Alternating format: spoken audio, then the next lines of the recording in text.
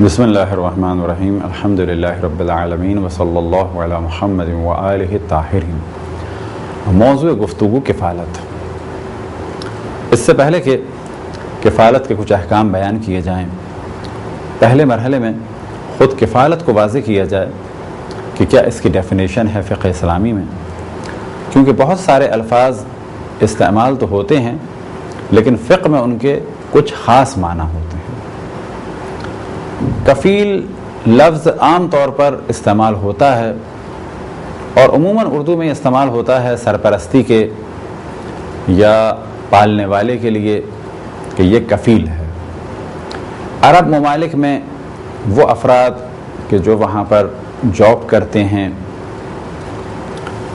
تو وہاں پر بھی ان کے لیے ایک شخص کفیل ہوتا ہے کہ جو ان کے امور کو دیکھتا ہے۔ وہ کفالت کہ جو عموماً کسی ملک میں کسی آنے والے فرد کی کوئی کرے، وہ کچھ قریب ہے فقہ میں جس کفالت کا اور کفیل کا ذکر ہوا ہے۔ فقہ میں جب کہا جاتا ہے کفیل تو اس کے خاص معنی ہیں کہ اگر کوئی شخص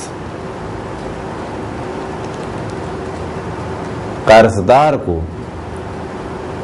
یا اس شخص کو کہ جس کے خلاف مقدمہ چل رہا ہو یا کسی اور جگہ اسے پہنچنا ہو، تو اگر وہ شخص اس شخص کو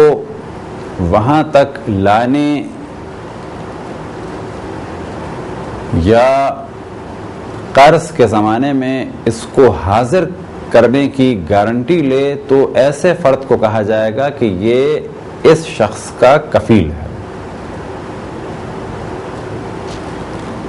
مثال کے طور پہ ہم نے کسی کو قرض دیا اور ایک دوسرے شخص کو اس کا کفیل بنایا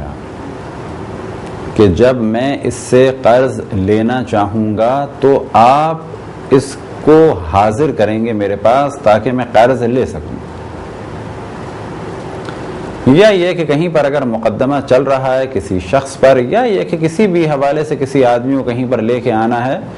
تو ایک شخص کی رسپانسبلٹی لگائی اور اس نے اگر قبول کر لیا کہ اس کو میں لے کے آؤں گا جب بھی آپ بلائیں گے مجھے یا اسے، مجھے بلائیں گے میں آ جاؤں گا، اور اگر آپ یہ کہیں گے کہ اس کو لے کے آؤ تو میں اس کو لے کے آؤں گا، تو ایسے فرد کو کہا جاتا ہے کفیل۔ اور اس کام کو انجام دینے کے لیے جو لفظ استعمال ہوتا ہے فقہ میں وہ ہے کفالت۔ کفیل کے لیے شرط یہ ہے کہ وہ بالغ ہو۔ یہاں پر اس بات کو پہلے کی طرح دوبارہ واضح کر دیں کہ اس قسم کے امور میں جب کہا جاتا ہے بالغ تو اس سے مراد ہے بالغ اور رشید، یعنی جو اس کام کو عموماً ایک خاص ایج میں انجام دے سکے۔ تو پہلی شرط یہ ہے کہ وہ بالغ ہو، عاقل ہو اور اسے اس کام کے لیے مجبور نہ کیا گیا ہو، یعنی وہ دل سے اس کام کے کرنے کو قبول کرے کہ میں یہ کام کر دوں گا۔ اسی طریقے سے وہ محجور نہ ہو، یعنی ان افراد میں سے نہ ہو کہ جو اپنے مال میں تصرف نہیں کر سکتے۔ یہ شرط عام طور پہ کب بیان کی جاتی ہے کہ جب کفالت میں کچھ خرچہ بھی ہو۔ مثال کے طور پہ کسی آدمی کو ڈھونڈ کے لانا ہے، یا کسی آدمی کی رسپانسبلٹی جب لیتے ہیں کہ یہ اس کو لانے کا خرچہ بھی ہو سکتا ہے، تو اگر اب ہم کفالت قبول کرتے ہیں تو وہ خرچے بھی ہم اٹھانے کی طاقت رکھتے ہوں تو ہم کفالت قبول کریں گے، ورنہ ہماری کفالت صحیح نہیں ہے، کیونکہ جب ضرورت پڑے گی تو ہمارے پاس اتنا مال ہی نہیں ہے کہ اس آدمی کو لا سکیں۔ اسی طریقے سے اور دیگر شرائط کہ جن کا تعلق کسی آدمی کو لانے سے یا حاضر کرنے سے ہے، ان تمام شرائط کو ایک ہی جملے میں کہہ دیا جاتا ہے کہ وہ اس کام کو انجام دے سکتا ہو، مالی اعتبار سے بھی جسمی اعتبار سے بھی اور اسی طریقے سے اتنی اس کے پاس پاور اور اتھارٹی ہو کہ وہ یہ کام کر سکے. جس طرح سے اور کانٹیکٹس اور معاملات میں شرط ہے کہ اس کام کو قبول کیا جائے اور قبول کرنے کی بالآخر کوئی علامت ہو، تو کبھی تو قبول کرنے کی علامت ہے لفظ کی صورت میں کہ اسے کہا جاتا ہے کہ وہ کوئی صیغہ اپنی زبان سے جاری کرے، کہ مثال کے طور پہ ایک شخص اس سے یہ کہے کہ میں تمہیں کفیل بناتا ہوں اس کام کے لیے، اور وہ کہے کہ میں نے قبول کیا، یا یہ کہ یہ خود کہے کہ میں تمہارا کفیل بنتا ہوں اس کام کے لیے، یعنی تمہارا قرض جس شخص کے پاس ہے جب تم کہو گے میں اس کو تمہارے پاس لے کے آؤں گا، تو اس طرح سے کفالت کا معاملہ شروع ہو جائے گا. اس کے علاوہ جو طریقہ آج کل کے جدید دور میں ہے اور قرآن نے بھی جانب توجہ دلائی، وہ ہے کہ لکھا جائے اور عادل گواہ کچھ بٹھائے جائیں تاکہ وہ بھی گواہی دیں کہ ہاں اس شخص نے کفیل بننے کا اقرار ہمارے سامنے کیا تھا، اور ساتھ میں اگر لکھا جائے تو بہت ہی بہتر ہے. اب یہاں تک تو معاملہ ہو گیا کفیل کا، اور بات بہت سادی سی ہے کہ یہ شرائط ہو گئی کفالت کی کہ جو ہم نے بیان کی. اب کام کیا ہے کہ اس فرد کو لے کے آنا ہے. اب یہ معاملہ ختم کیسے ہوگا؟ تو یہ معاملہ ختم ہوگا اگر کسی کو کفیل بنایا ہے مختلف افراد کو لانے کے لیے تو وہاں پر الگ گفتگو ہے، لیکن اگر کسی کو کفیل بنایا ہے فقط ایک خاص شخص کو لانے کے لیے کہ اس کو لے کے آنا ہے، تو ایسی صورت میں معاملہ ختم ہو جائے گا کہ جب وہ یعنی جس آدمی کو لانا ہے اس کو لا کے ہم حوالے کر دیں. اگر کورٹ میں لانا تھا کورٹ میں لا کے ہم نے حوالے کر دیا، اب ہمارا کام ختم ہو گیا کیونکہ اسی ایک آدمی کے لیے بات ہوئی تھی. اور اگر وہ مقروض تھا تو اس مقروض کو ہم نے لا کے قرض دار کے قرض خواہ کے حوالے کر دیا، یعنی قرض دار کو، یعنی جس پر قرض تھا جس نے پیسے لیے تھے